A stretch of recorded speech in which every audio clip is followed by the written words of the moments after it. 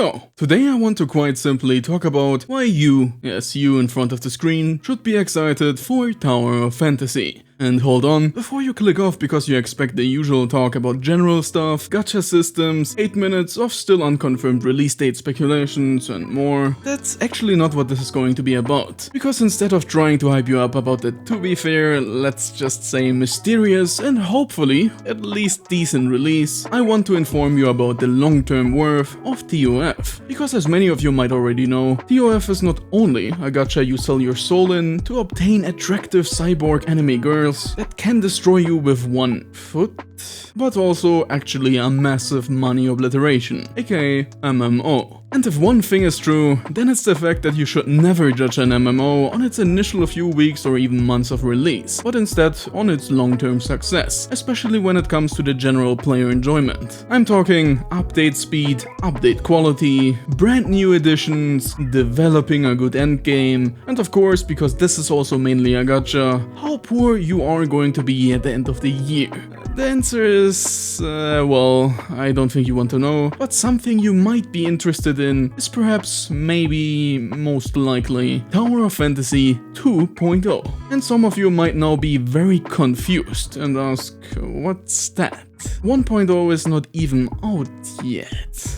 Well, TOF is in fact already out for half a year in China. And while they had a very questionable release over there, the game has changed a lot since then, and thankfully for the better, as 2.0 feels like a whole new game experience. A more polished UI, a whole new story arc, and the by far biggest thing of them all, a whole new map. And boy oh boy, that's one huge upgrade compared to 1.0, as the new major city is looking crisp and the desert is coming in hot, literally. As it introduces new enemies, a brand new deer, and just generally provides a great contrast to the so far in visual beauty lacking mountain grass or snow landscape we're used to with the initial starting map. But there's one thing you should keep in mind when it comes to all of this. Unlike some other certain developers, they actually strive to make the game better and also with a good pace in mind. As 2.0 only happened about 5 months in, which is incredible speed for such a huge update. And if you thought that's it, oh no.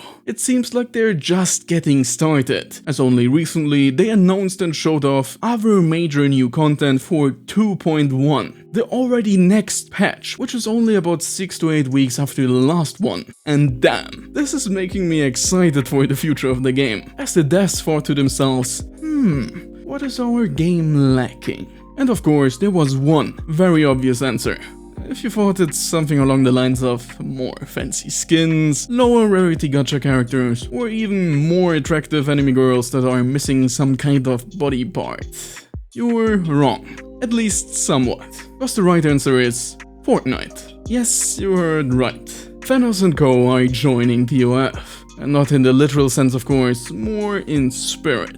As a brand new Battle Royale mode will be added to the game. And I don't know what to say. Not only does this look amazing, this also gives you way more to do after you're done using your 5 stamina points to grind for that perfect equipment piece. And while there was already a decent amount of endgame content, like for example the Endless Wave mode or the by the free-to-play players dreaded PvP, not everyone has the Giga Chat mindset to go homeless to max the new small iPad girl shooting death lasers, the war machine from Iron Man, or some American girl, to reach the highest possible peak of solo leveling. And when it comes to PvP in general, let's be honest here. Even though this PvP is quite balanced in theory, the addition of some certain characters will make it very obnoxious to play if you don't have those aforementioned recycle bins of death and co.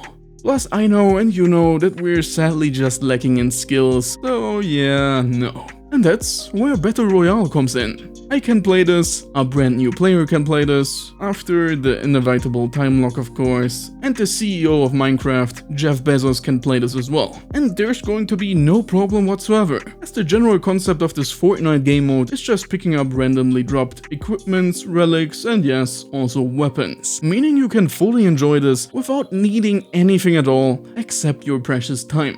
And maybe some friend that can carry you. Because you know, but something you don't know is that this is still not all. there's another small map coming, and a still very mysterious underwater one, which is probably also coming someday in the future, but probably a bit later.